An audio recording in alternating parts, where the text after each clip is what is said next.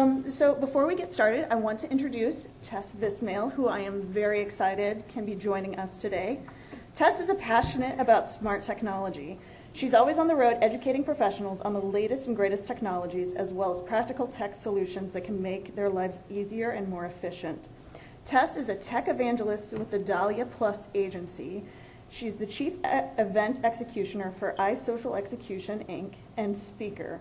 She is the former senior event lead for the Atlanta Botanical Garden, tech evangelist with the Meeting Pool and Conference Center manager, Atlanta Technical College, where she served on the president's leadership team.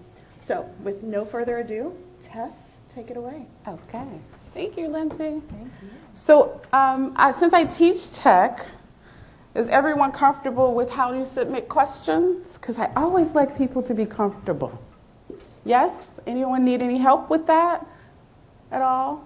So the technology used in your Engage app, which is embedded in the current A to Z app that you're using, is called Conferences.io. And it's a great way to engage. So I'm talking today about 15 productivity apps.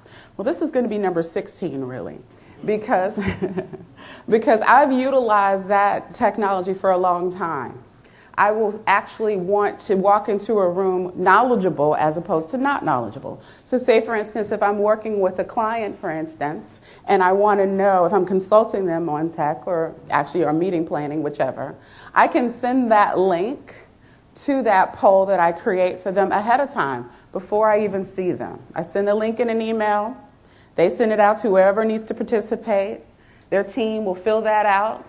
I'll get the data back instantaneously. It comes very instantaneously. And then what happens? I get happy and excited because when I walk in, I can talk to them better about their needs, and I have less time with them face-to-face asking them questions. I can actually really go in. So oftentimes we are perplexed about what will make teams work, what kinds of things will happen to make my life easier, but we don't take the time to ask people what works best for them. And we really need to do that from a team perspective as well as for an external perspective when we're choosing to communicate. So I'd like you all to work with each other. I asked you to do a couple of things. One is to download the app for LinkedIn, because we're going to have fun. The LinkedIn has two opportunities for you to be able to network with people. And there are two tools. One tool is for one-on-one, and the other tool is in a group setting, and I'll show you both. Now, the one-on-one requires you to actually talk to your neighbor just a bit of a second, okay, or someone around you. So, again, if you have not downloaded the apps, not a problem. A lot of people don't want to download apps, not a big deal. But please find a neighbor who actually has done that. Now, within the LinkedIn app, I want you to look at the search bar. And I don't know if you can kind of see this, but the search bar is right here. Do not touch the search bar just yet, but just look at it, okay? And inside of the search bar for LinkedIn, there's these little buttons, and they're actually a code for real. You just can click the code, but don't click inside the search, just click the little buttons. And I'll show you right in here. See those little buttons right in there? So just click the little buttons, and what comes up is a camera. You have to give access to that particular camera, okay? Because it'll tell you, enable. Go ahead and enable for me, all right? And once you actually enable, you'll see a camera, and it looks just like a camera. Comes through just like a camera, just like on there, all right? We're good? I need to hear feedback. Yes. Thank you. I am not alone. Okay, so this is the neighborly part. One neighbor keeps it on the camera, and the other neighbor clicks this lovely little thing to the right that says My Code. One neighbor has the camera, one neighbor has the code. Got it? Is that yes? Yes. So one neighbor who has the camera, puts it on top of the code, and you do not need to touch a thing. You got to turn it right. Yeah, you got to turn it. There you go. That's it. That's it. He got it. How are you? Got it? No. So again, in the search bar, those codes that are in there, click it, enable. Yes, inside the LinkedIn app. So let's quiet down just a little bit for me. Let's take it from scratch one more time. Open up the LinkedIn app. On the search bar, you have it logged in. You need to log in. It's okay. If you don't have your passwords, I'm going to talk about passwords just a little bit in a moment. But inside the LinkedIn app at the top where it says search, doesn't matter what page you're on, it actually is, anyone need help back here? You good? You good? Okay. So remember, we're being neighborly, so help the person next to you. And you scan the code. And once you scan the code, it takes you to that person's what? Profile. See how exciting that is? That's no business cards anymore. And no saying, Tess, how you spell Vismail again? Is it B-I-S? Is it V-I-S? I don't have to do any of those things any longer. So you can scan. Look at that. Now, the beautiful thing about this particular app is you can choose to connect with the person or not. It doesn't connect you with them. It just takes you to their profile. So you know how you're talking to someone and they seem nice and you're like, I don't really want to go quite that far, but I can know a little bit more. I can know a little bit more about them, but I don't have to actually connect. Remember, it's informational. So if I want to be their connection, I can. So is everyone good with that one? In essence. Now, I also want to let you know that my colleague Carrie Kelly and I are actually out near registration, and it says LinkedIn and social media. So you can always come to us to get one-on-one help. We'll be there all the rest of the day today till 5, and then tomorrow as well, okay? So for all the little details. But overall, we get the gist of that one-on-one. Okay, the next one requires Bluetooth. Those of you need to turn on Bluetooth for me really quickly. That's why I asked ahead of time. So as long as you have your Bluetooth on, let's go back to the LinkedIn app, the home page. Just the home page. And for those of you who can't do it, it's not a problem. Remember, you have a neighbor, and you have us a little later. Okay? So remember, this is a networking app, and the best way for you to think about this exercise is it's networking. So you already have Bluetooth on. I want you to go to the bottom of the app, and you'll see a little head. They look like little people. So networking people, that's kind of how you remember it. So click those little people, and they turn blue when you click them. That's how you know you clicked it. And then at the top in the center, if you don't have this, I'll show you where it is, because it's different on different devices. But at the top at the center, there's this lovely little thing called Find Nearby. It says Find Nearby off. And I want you to click that. And do you remember I said you need to have, anyone need help? Nope, I got it. Go ahead and enable it. Once you do it, if you've never done it before, it's going to ask you to enable, okay? And that's just enabling Bluetooth, making sure that it can connect it, okay? So you'll hit enable and okay. And we're just doing it for this exercise. We can turn it off, but I want to show you what this means. So Lindsay's done it. Who's Tracy? Tracy, Dominique. And once you do it, you should be able to see the people in the room. It should just start popping off.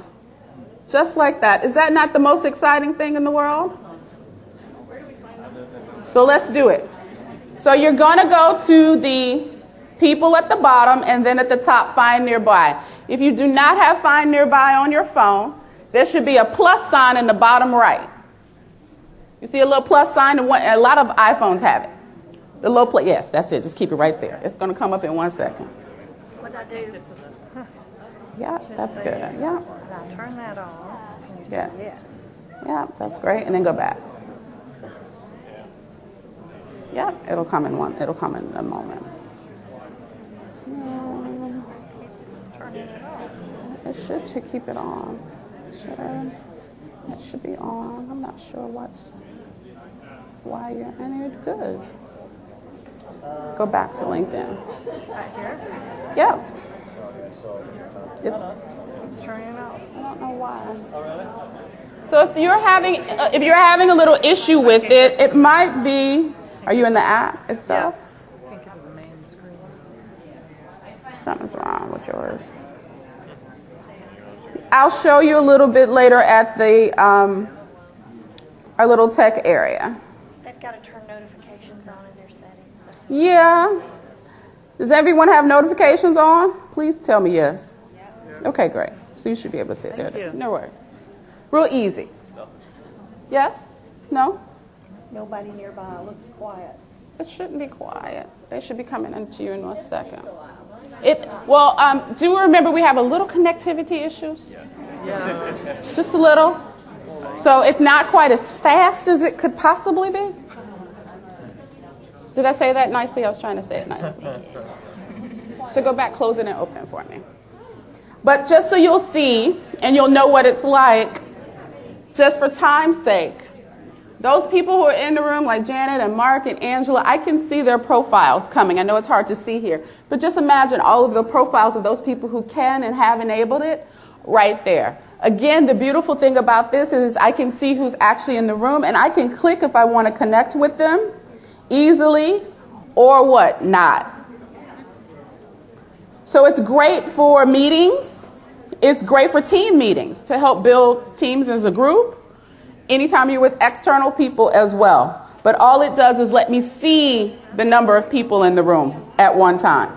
So you like those two? So one is no business cards, the other one helps you scan the room. Yes? Okay. No? You don't like it? I can't come that far. If you come this way for me, I'll show you. Okay, so where's LinkedIn? Where's your LinkedIn app? Okay. Oh, I got you. There it is. Okay. So definitely, like I said, play with your neighbor. If you're just now opening the app for the first time, you have to answer all the little questions that they give you. Oh, it's going to take a minute. Keep going through this until you get to the area, and I'll help you in a little bit. Okay, so was that good for you all? You get the gist of it? Okay. So next, I'm going to talk about collaboration. Now, you all just collaborated with each other just a little bit because you helped each other out, right? It is very, very, very, I don't mind anyone sitting back here if they want to. It is very important for you to take a journey with me during this session and kind of throw out of your mind what you used to think about technology and how you used to engage with it. And just kind of stay with me for a little bit, okay? You're going to be able to get access to my slides at the end, so you don't necessarily have to write a whole lot of copious notes. I just want your mind here, and I want you to be present and engaged, okay? So I want you to think about situations now from a business and a personal perspective, because a lot of this will work for both. So don't think oftentimes we have to separate our business life from our personal life, technology-wise. We can, or we can choose not to. And we can do some integrations if we want, okay? So from a personal perspective, we probably are collaborating with our family and friends, right? But then from a business perspective, we're collaborating with who? Our team and our internal and external customers, right? Maybe the C-suite and various people in between. And if we're needing to move something forward, we're going to have to think about how can I best level the playing ground so that we can all play in the sandbox together and come as we are is the key.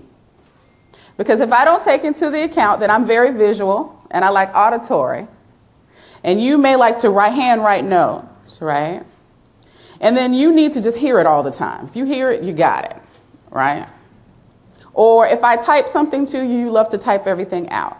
If all four of us are not on the same page and I know that about each other, then we're going to fail around communication as well as collaborating. And we won't do things properly because I'll still be giving things to you from an auditory standpoint because I think that that works for me, but it literally works for her. And it's not going to resonate, right?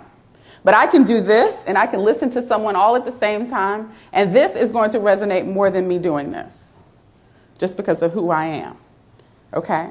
So I need to make sure I know my people. Let's go back to Conferences IO for a second. If I polled my team and asked them what works for them, then I wouldn't feed them information and do things with them that goes against their nature and what's comfortable for them. And the number one challenge when technology does not work is fear, right? Oftentimes. And that fear usually comes from because it's not a comfortable space for that person to be in, right? And also no one usually asks. They just buy a technology and kind of throw it at you, right? And say you need to do and deal with it. So I'm trying to show you ways in which there are tools out there that have possibilities. Doesn't mean that you have to use them all, but I want you to know it's possible for certain things to happen through the tech I'm about to show you, okay? And if I'm going to play in the sandbox with you, then that means I have to invite you to play. You're not just going to show up to play with me, right? And you're going to bring, hopefully, your toys and your tools with you. And then hopefully we'll be able to share, right? Different notes, techniques, different things like that. Toys, Barbie dolls. What else we got? We got the Avengers. We got all kinds of different things that we're going to play with. But that's what's best for me, and that's where we'll learn. Okay? Good? Yes? Same page? All right. Stop me if we're not on the same page, and then Lindsay, if you got questions, you can ask it through Lindsay, or if you're just more comfortable raising your hand. I like low tech too. Okay, Slack. Slack is one of the #1 tools around communicating with teams. So I want you all to get out of what I call email hell. I have a session on Wednesday that's going to talk about managing your inbox. So I'll go into details on that later. But think about ways in which you can communicate differently all in one place and not have threads. You know, those love and threads are reply, reply, reply, reply, all reply, and scroll. So I want to stop you from doing that, and Slack can do that. Think about also that water cooler conversation we have. All those little different things we talk about a project or at work, or even, remember, at home, whatever. And we may not remember them all. It might have worked for this particular opportunity to move this project forward. And it may have been the success. The key to success may be so tiny, someone might have had an aha moment, fixed it, said it, and did it, and it worked. But then no one has notes of it for someone who comes behind you. What if you actually have to invite someone new to come play in the sandbox, a new employee to play in the sandbox? And they're not going to know that little nugget that made that success. Well, if you put all of it in what I call a communication channel, Slack calls it communication channels. They call it channels, right? And you can make the channels any way you want. So say it's by project, and you're inviting everyone in who needs to be on the project to talk in Slack. That means you can upload a file in there. I can upload an audio file, a video file, a picture. I can take notes.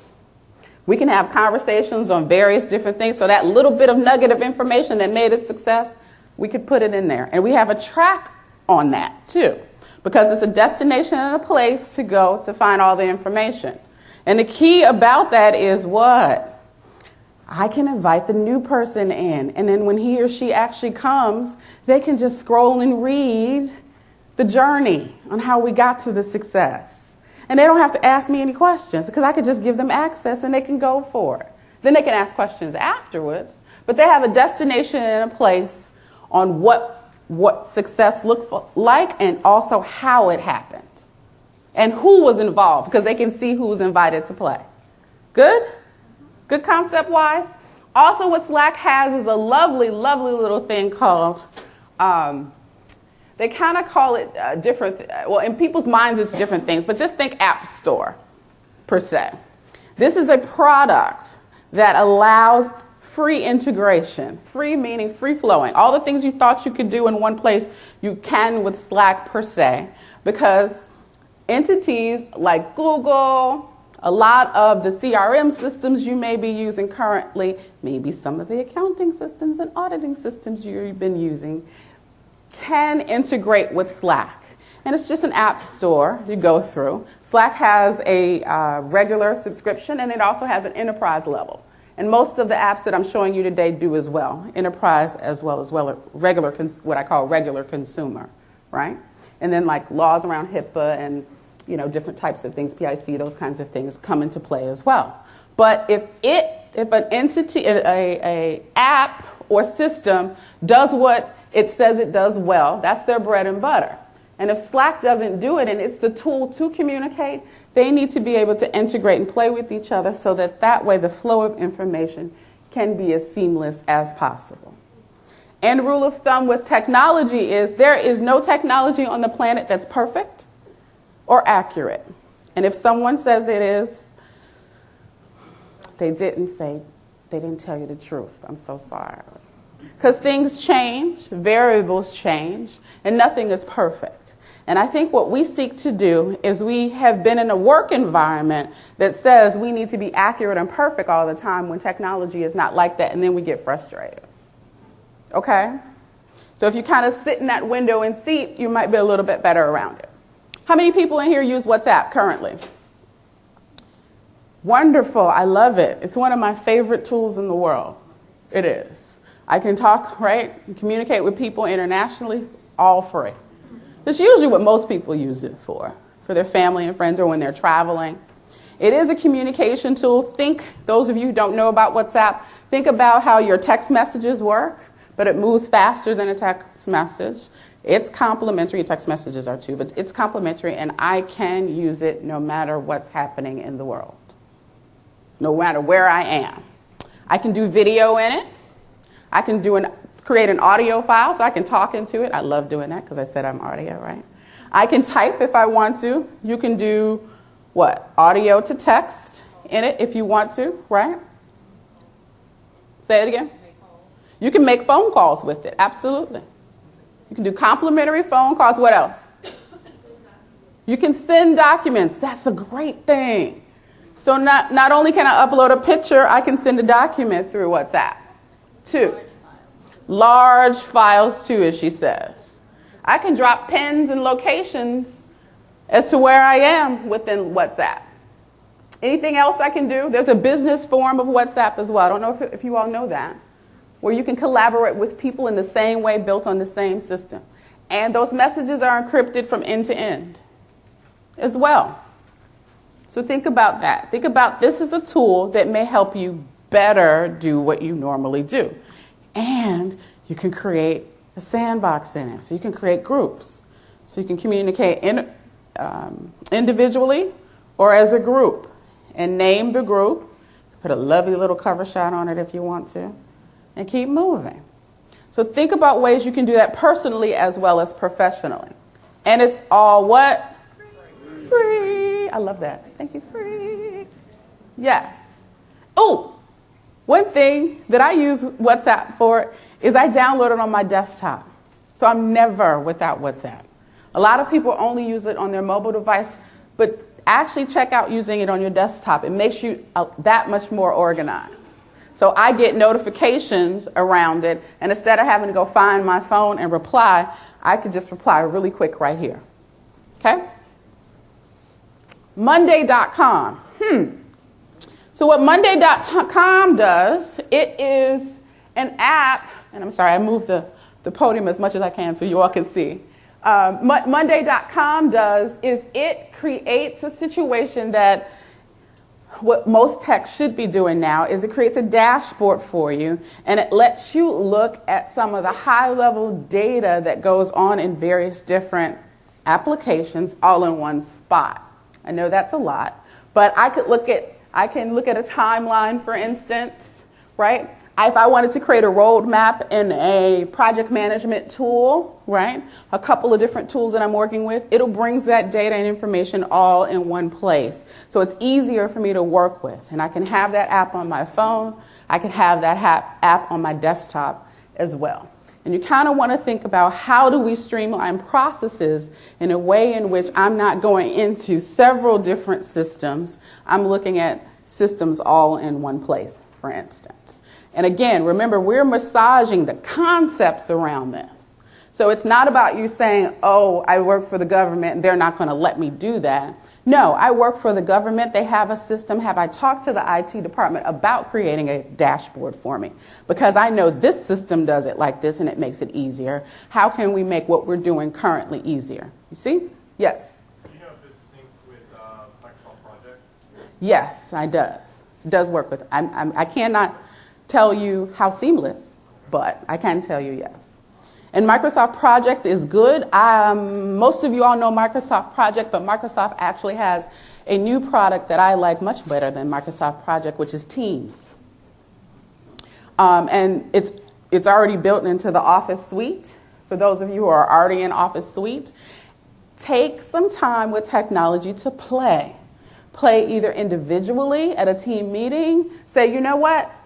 For the team on Friday, why can't we just play with a new tool? 10 minutes, 15 minutes at the most. See what it's like. Get a YouTube video over it and just pull it up and watch it. You don't have to tinker. You can always see the highlights of it and see what works and maybe how you can do things just a little different than you may have before. Airtable. No need to look at every line here because Airtable, oh my gosh, how I love this thing. Who in here loves Excel documents? I know who I'm among. That was for a funny for myself. Okay, this is Excel on steroids. So imagine your Excel document, you could color code that particular row. Then in that row, if I'm doing inventory for something, I could put a picture on that row for that item. So if I have one widget, I could take a picture of the widget, so I have the number, how many, the name of it, right? I could have the picture of it. I could have a link to a form that I created when somebody wanted to borrow it for me and check it out. And that data would go back into that same document. Is that not exciting? I can email out the form so they can say, I want X, Y, and Z. It just comes in a pretty little form. I want X, Y, and Z, right? I want one widget on this day. I'm going to take it out Monday and return it to you on Friday. Then that data comes back and goes into the Airtable, right? And I keep track of that. And then I could put a reminder on it to say, oh, Judy, you said you were going to turn that back on Friday, and it is Monday of the next week. Oh, nope, you didn't do it, right? So I can keep track of things. So think about all the ways in which you can move projects forward and all those wish list things, because you all, to me, are masters in Excel. That's just what I think. But you probably have had some wish lists on things that you would love to do differently within it. You could look to Airtable for that. And the beautiful thing about Airtable is they have templates upon templates upon templates that are already done and programmed for you. And all you do is click. You say, oh, I like that one. And click it. And once you click it, you can just add and click into a cell and change the name of it so that the formulas behind it still stay. The colors are still there. You don't have to be bothered with all of that. I know people who have run major events, television shows through here, shooting a show. Imagine you have to shoot a show that's going to be 30 minutes. How much do you need to shoot for that? And how many different people are involved in making a television show? They run the entire show through that, entire productions. Why couldn't you run your offices possibly through that? Yeah, there's an enterprise versions of Airtable as well, but it is some great, great, great stuff. And it's all shareable. And the beautiful thing is, just like 365, you can what? Collaborate.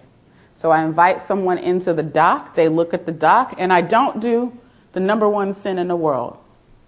Lindsay, what is it? I don't send an attachment, right? I don't send an attachment. I invite them to play in the sandbox. I don't send them a sandbox in the mail. It's too heavy. It's too heavy.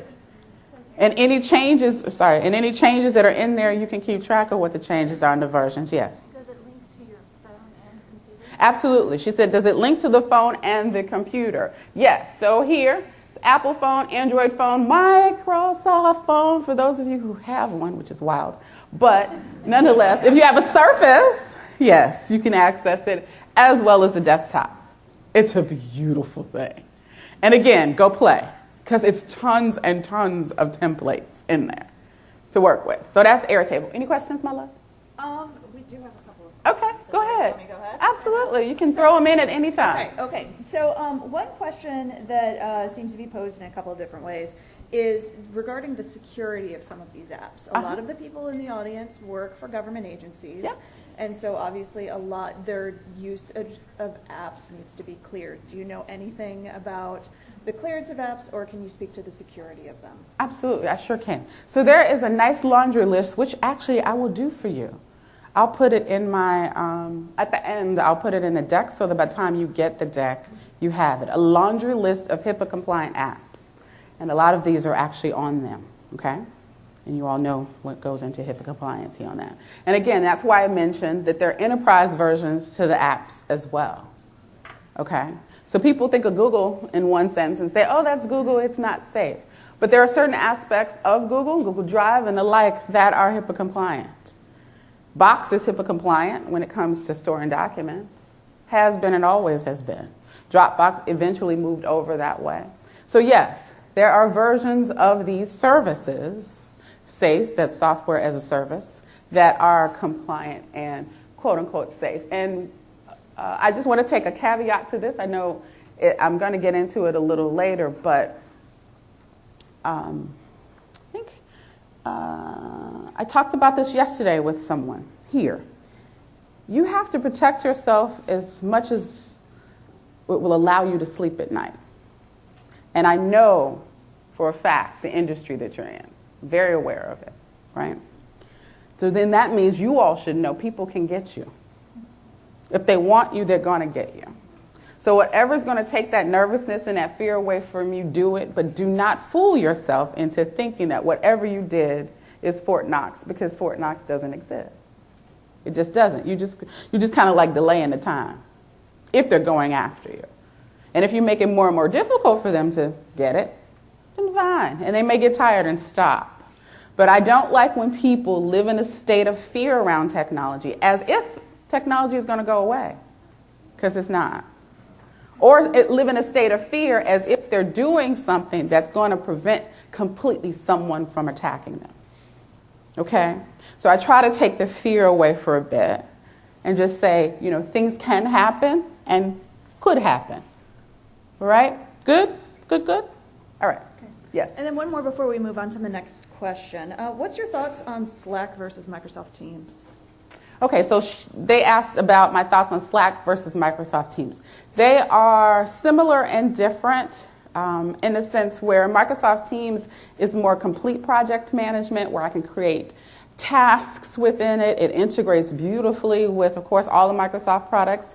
There is some integration between Teams and Slack as well, of things that you can do communication-wise. But I say if you're in a Microsoft ecosystem, please look at Teams. This is the very first time that Microsoft stepped into what I call the 21st century of innovation, and stepped out of who they were to try to, and they pulled together a team that was very innovative to do so. So they didn't really look within. They pulled a team together to actually future project. And they did a great job with it. So I think that it would work nicely and plays nicely together. But when you bump them against each other, depending on what you're trying to do, if you need a purist project management piece, I would do Teams. But Slack is beautiful. Yes. Terrific. Great. Is that it? Yeah. That's it Okay. for now. Is that good? Did I answer that? Okay, great. Communication. We kind of talked about it because you still need communication in terms of collaborating. But let's look at some tools around that. How many people do conference calls and video calls all the time? I know someone came to me yesterday and said, can you teach me how to get on Skype? I said, yeah, I can do that. We can do that. Okay, so what Mobile Day does, it's an app on your phone, and if you don't download anything, this works really nicely. It syncs up with your calendar, and within seconds, well, I can't say seconds now because we're having some connectivity challenges. So, conceivably, within seconds, it will pull together all your conference and video calls into one place. And all you do is you're able to click a button. So all of those people, raise your hand if you're tired of the 800 number and this long string of codes behind it. And then you have to switch back and forth, especially if you're on the phone, between screens to figure out the number of the code. Well, then what Mobile Day does, it alleviates that for you. You click a button, it calls the number, and it dials the code for you. Yes, from one button. And the cool thing is if you're running late, you can send a little note to the host telling them. Because, you know, most situations, it's almost like radio. If you're on a conference call and you're on dead zone, that seems like it's eternity, and it could have just been 60 seconds, a minute. But it seems like eternity, but you can send a late notice to them. It'll actually work very well with any conferencing system. Doesn't matter really what it is. You can put your bridge in there if you need to. And I think it's great because you don't have to do a thing. The moment you log in and give it access to your calendar, boom, it's all in one place. I'm not programming it. I'm not typing in. I'm not changing anything. And the beautiful thing is it does those lovely little things called reminders for me. So it reminds me what meeting I have coming up. So not only do I get a calendar notice, I get that too. Like, girl, you know you need to go ahead and get ready for that conference call right now. Okay, so mobile day is great. Zello is a tool. I'm dating myself. Walkie-talkies? Yes. Okay. So let's say this is an innovative walkie-talkie. It's an app that functions like a walkie-talkie. If you are ever having to communicate with people quickly, you can leave messages in here. You can tap your location. It's kind of like a way in which you can have a hub of communication and still send people out on that. So it's tech-wise. It's an app. So therefore, what? It'll eliminate having to rent those walkie-talkies and distribute it to people. So kind of think about ways you can do that. You can use that family-wise, too. So think about that. Does that work in cell or is it over the airwaves? Say that again? Walkie-talkie Cell. Cell, yeah. So if the cells go down, you're done. I think it has a backup, though, too, depending on how you're utilizing it. If you're inside a building and the waves that are actually in there. But it's actually a great product. You should just test it out and look at it. Okay. Otter. Sorry, I was late. No problem. I'm I'm on the so glad committee, you so came. thank you. Absolutely. So Otter is, oh, you can have this seat right here. So Otter is a tool that's also available on a desktop as well as Droid and iPhone. And the beautiful thing about Otter is it kind of lets me keep track of my notes, right? And all the conversations that I have. It's great for my audio stuff, right? But I can actually search audio notes in it. Isn't that kind of cool? Because most things you're not able to search audio, right? Nick, from an AV perspective, you're usually never able to search an audio file. Not on iPhone. Right, exactly. So if you think about recording audio and you're trying to find stuff easily, you actually can find it in here. And you can do it in various different ways. You can play back the audio, you can take notes around the audio, right? But then when it's time to find something, searching an audio file is not easy. Beyond the title, I'm talking about the actual file itself. Okay, it's pretty cool. Eva, so AI at its finest. Everyone's interaction with AI is either what? Siri or Google Assistant, right? Currently. That's our base introduction to AI, which is artificial intelligence, right? At its finest. I tell Google, hey Google, can you be quiet because he might wake up. I'll say, okay, can you set a reminder for me to wake up tomorrow at a certain time? Or tell me X, Y, and Z, or the S lady. Ask her to do things. So that's artificial intelligence. That means the system is doing something on your behalf. Do not get scared that it's going to place everyone's job. Just think about us as humans. We spent a lot of time studying and becoming the professionals that we are. And we need to take a higher level approach to strategy and utilizing other aspects of our brain, because we use, 10% of our brain, right? And wouldn't you love someone to take over mundane tasks for you, right? So think about it that way, not as a complete takeover, even though complete takeovers are going to happen when it comes to driving vehicles and things like that. It happens. But that doesn't mean that I can't function and utilize my strategic mind and my problem-solving mind better, as opposed to doing some, like I said, mundane tasks. Now, Eva by Voicera, what she does in a wonderful thing is she is your lovely little assistant at your office conference call meetings. She sits right next to you. She takes notes on whatever you're talking about in that meeting. Yep, and it can be a video. It actually syncs with Zoom, which is one of my favorite conferencing tools. It'll sync with Zoom. She'll take the notes for you. She'll give you the detailed report on the notes. She'll give you the highlights. Yes. Yes. Yes. And yes. Eva by Voicera. Remember, you're going to get these slides, so you don't have to take copious notes. You're going to get the slides. You'll have them for yourself. But imagine, she's taking the notes, she's taking the detailed notes, she's going to give you highlights from the notes, and the girl gives you some tasks too.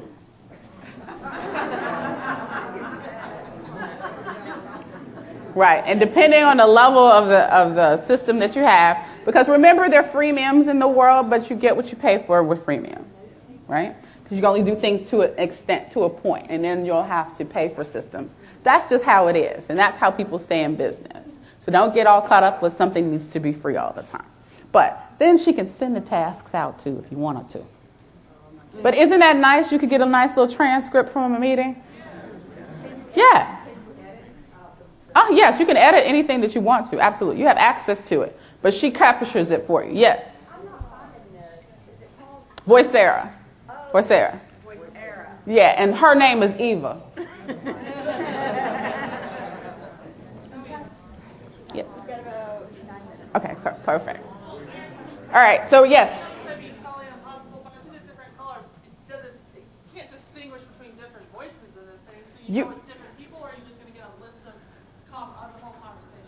You get you can do presets in there, and then you can do topics. Like the colors that you see here, I know it's hard for you to see them, but one color is for action items, the other color is for notes, and the other color is for comments there. And so I'll read a couple of these for you, for instance, because I know you're interested in this one. So it says, I can give her a voice command. Okay, Eva, create a task to update the website copy. Eva will create a card, task, or ticket in any of your integrated task management systems. So I'll skip down. Okay, Eva, ask everyone to join the meeting. Eva will send an email to all meeting attendees reminding them that the meeting has started.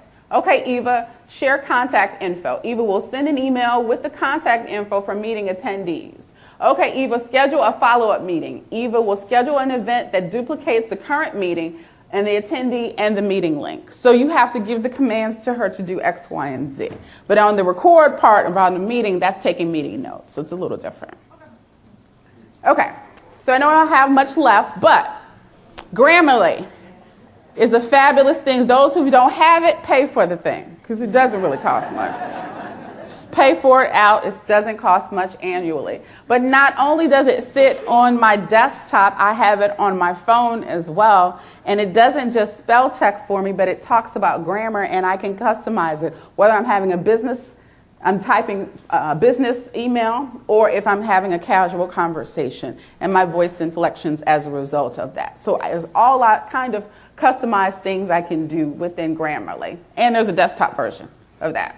Now, you all, from where you sit, you have so much knowledge. I'm sure you're training people, or you want to share information on how you do certain tasks. Because when it comes to your area, I know when I was working corporate, Lord, I didn't necessarily understand all of what you all were asking us to do and why I had to go through X, Y, and Z and forms and things. Well, now video is king. What Loom does is it lets you record what I call a explainer video. They're all called explainer videos. So whatever you want to explain, you can explain through video. Your little face is popped up at the bottom, and you're just giving instructions on it. And that video comes out in a format that you can put anywhere. You can send a link to it. You can upload it if you have a YouTube channel or any of those kinds of things. So think about ways in which you want to explain something of some sort. Training, new hires, in other departments, any of that. And they have great, what I call quote unquote templates to show you and guide you examples and ways in which you could create videos and the reasons why you may want to create them. So the last area, how much time I have? You got about 5 minutes. 5 minutes. Okay, I think we can do this. Is organization. Organization, this is my lovely one. Now we talk about passwords, my goodness. I have to come back for this one. Even if I take my whole 5 minutes on this one, it doesn't matter. Okay, now we talk about security. I have seen many a times people come to me at the tech bars in which we work at all kinds of associations across the country, actually the world, give or take. I do about 50 a year. Our company does maybe 60 a year. I'm gone all the time. You'd be amazed that people are saying, I can't remember my password. A couple people in here say they can't remember their passwords. Now, Think about those people who have come to us and we try to figure out, well, where is the password? And all of a sudden a piece of paper falls on the floor. Or they tell me it's in the top drawer of their, at work. Or it's in their contacts. Or it's in their notes in their phone. Now, that's just from and remember, these are professionals who are housing their passwords in all of these different wild places, and then they claim that they're secure. So I'm sure your IT departments are like, really, if they really knew where you're housing your passwords, oh, they'd freak out. But you say the system has to be safe. I need to make sure I have a password, but then you're using the same password for every system. Now, going back to what I said, yes, they're going to get you. So there are a couple systems out here, but one of them I'm just going to talk about now because it's just an example. It's called LastPass. It can be on your desktop and it can be on your mobile device. But the beauty about LastPass is you remember one password, that one thing you keep using all the time. You remember that one password, and it remembers the rest of your passwords, and it gives you suggestions as to what passwords to use. If you want 25 uppercase with some symbols in it, pronounceable symbols, a few lowercase in it as well. You program it with however you want that password to be. But please make sure that you have a different password for every system you ever go into. And that is not possible for you to remember that. Even though people say, I got a rhythm. No, you don't.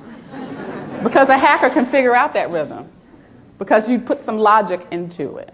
Now, it houses those passwords for you. It can it's encrypted. Now, you ask to yourself, well, has it been hacked? Well, in this day and age, the question should not be if something has been hacked. You need to take that off the table. What you need to be concerned with is, did they get something? Because what hackers do is, first of all, they go after a purpose and a reason. They have a purpose and a reason as to why they're doing what they do. Right? And if it's taking past a few number of seconds, they're going to stop.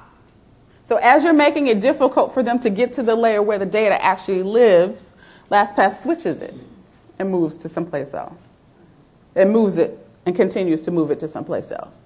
So if they have to stay in it longer than maybe 90 seconds, I think 90 seconds is ancient for them, technically, right? They're going to stop and go someplace else. So yes, it has, but they didn't get a thing when they did. So you want to ask yourself some different questions around that and think about it. How much? I have one. Tess, you have 2 minutes, and really quickly, do you know if any of the apps that you've talked about so far are approved for federal government use? For federal government use. I'm not sure for federal government use, but in terms of their levels of securities, I'll find out for you. But for my experience, because I actually used to work with a government or agency, from my experience, each governmental agencies make their rules and regulations as to what works and what doesn't. So it'll be a little challenging for me to answer a blanket statement like that. I really wouldn't want to take that risk, because that's not logical. So I would say you should talk to your current IT department about what types of things they have on their list, because oftentimes they don't share that with you. I mean, for instance, everyone says we'll use Microsoft. Well, Microsoft has Office 365 in it. And 365 is a cloud-based system that a lot of companies have moved to and would swear they would never have, but they have. And then within Microsoft, there's tons of things that work within that. So you'd be quite surprised about what's offered there. So, go. 1 minute. 1 minute now. No worries. No rush. So I'm going to move through these pretty quickly.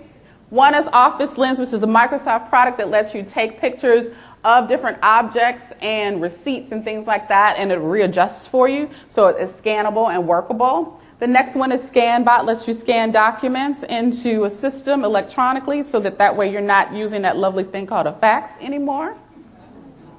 And then OneNote versus Evernote, which takes a little bit longer to explain, but the biggest thing is it's available on all platforms, and I call it your brain's hard drive. You can do everything within those systems. Both? Yes, OneNote and Evernote. OneNote is for everybody. Evernote is for everyone. OneNote is a Microsoft product. So if you're working in various systems, I recommend Evernote. If you're just a Microsoft head, then I recommend OneNote.